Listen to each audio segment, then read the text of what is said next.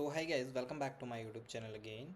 So guys, in this video we will see how to find your project URL in a Supabase. So guys, actually when you go for the Supabase official website, here you simply go. So guys, here you see this is your SQL editory, here is your table editory.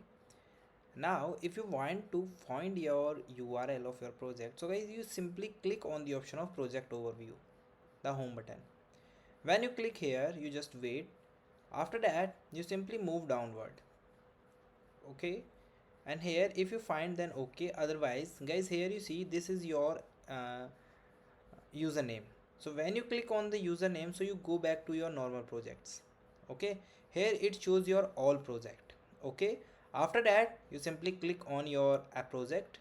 Okay, which you want to like and which you are working. And guys, here you simply go, and here you go for, wait a minute, here this is home, then project, then this is my project, and guys here you see this is my URL.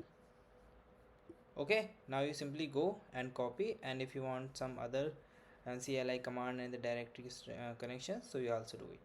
Okay, so this is the way that you can copy your Supabase URL of your project. So guys, thank you and have a nice day.